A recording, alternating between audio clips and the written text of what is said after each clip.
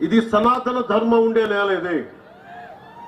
మనం తెలుగు వాళ్ళం అవ్వచ్చు, మహారాష్ట్రీయులం అవ్వచ్చు, కన్నడిగులు అవ్వచ్చు, ఏదైనా అవ్వచ్చు, కానీ మన గుండెల్లో కొట్టుకుంటుంది సనాతన ధర్మం యొక్క గుండె చప్పుడు.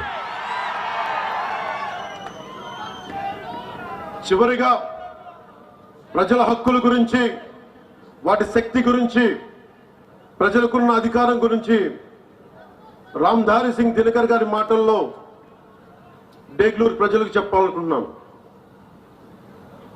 हुंकारों से महलों को नींव उखड़ जाती, हुंकारों से महलों को नींव उखड़ जाती, सांसों के बल से ताज हवा में उड़ता है.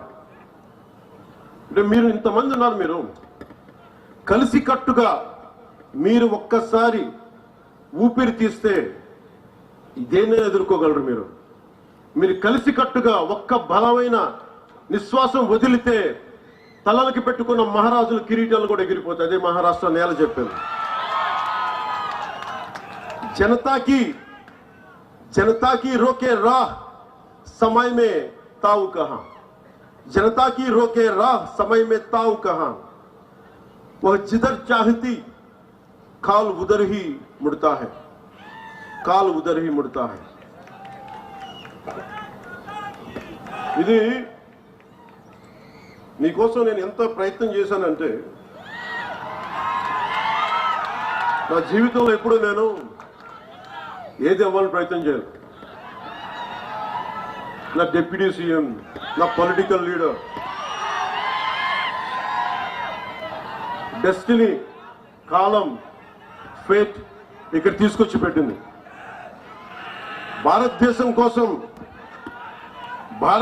కోసం పనిచేసే శక్తిని మన సనాతన ధర్మం ఇచ్చింది. సో మీ అందరికీ నా విన్నపం,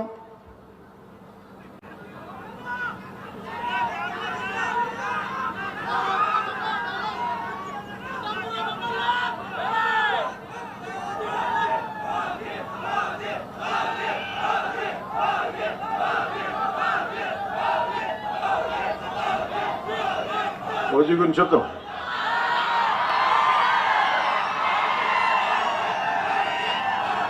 మీకు సినిమా గురించి చెప్తాను. సినిమాల్లో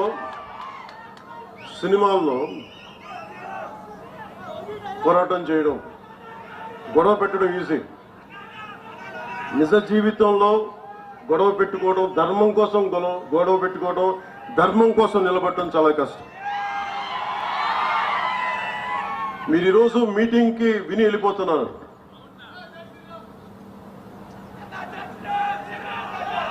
రామనామం లేకుండా ఏ హిందూ గుండెలో రామనామం లేకుండా ఉంటుంది. ప్రతి ఒక్క హృదయంలో రామనామం మోగుతూనే ఉంటుంది. మీరు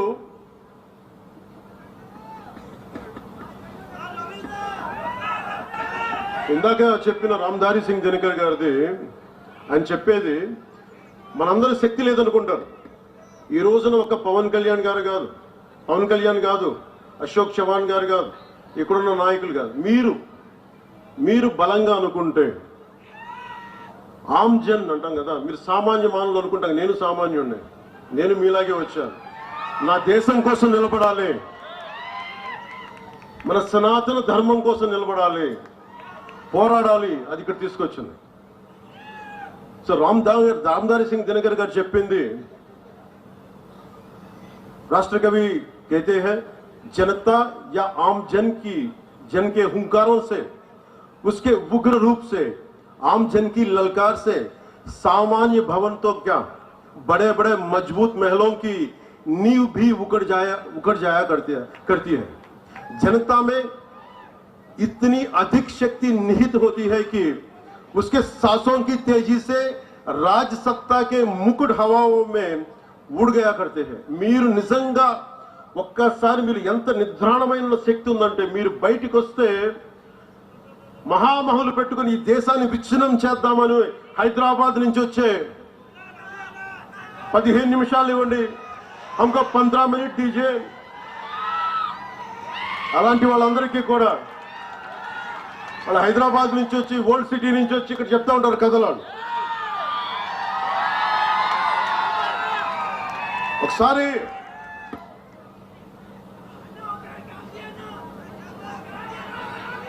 ఒక్కసారి చాలా మంది ఫారెన్ డిగ్నిటరీస్ వచ్చి నన్ను అడిగారు, ఈ దేశంలో మైనారిటీలు బాధపడుతున్నారు, భయపడుతున్నారు నరేంద్ర మోదీ గారి నాయకత్వంలో, భారతీయ జనతా పార్టీ నాయకత్వంలో అంటే నేను ఒకటే చెప్పాను, హైదరాబాద్ లో కూర్చొని ఓల్డ్ పాత బస్తీలో కూర్చొని పోలీసులు 15 నిమిషాలు కళ్ళు మూసుకు కూర్చుంటే హిందువులకు మేమేంటో చూపిస్తాం. నాకెవరో చెప్పాలనిపించింది, ఇది ఛత్రపతి శివాజీ నేల, ఇది ఇలాంటి ధమ్కీలకి భయపడం.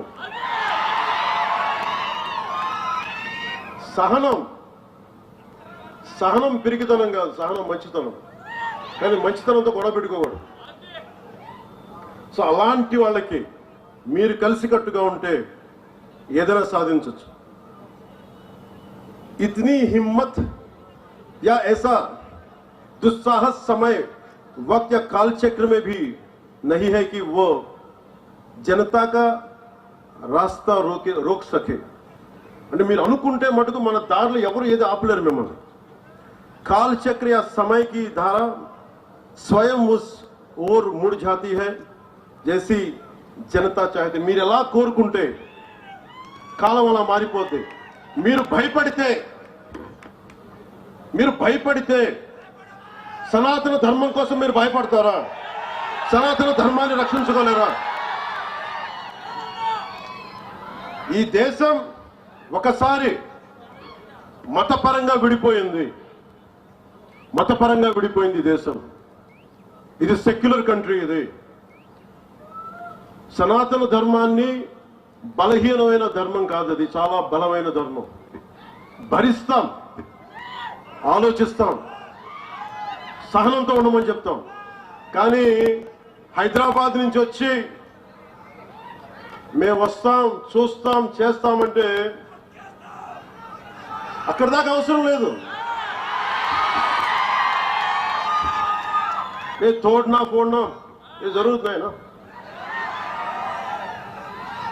చాలా సింపుల్ గా ధైర్యంగా ఇది మన నేల, ఎక్కడికి పారిపోతాం? తల్వార్లు పట్టుకొని వస్తే చేతులు కట్టుకొని కూర్చుందాం. ఎవరికి దమ్ముంది చెయ్యడానికి? ఇది మీరు ఆలోచించారు. అందుకనే సినిమాల ఆనందం, ఓజీ అనండి, ఇంకోటి అనండి, కానీ సనాతన ధర్మ పరిరక్షణ కోసం, మహారాష్ట్ర అభివృద్ధి కోసం, మరాఠీ భాష కోసం, మరాఠీ సంస్కృతి కోసం మనందరం పనిచేయాలి. ఈ రోజు నేను మీకోసం మీ ముందుకు అందుకే వచ్చాను.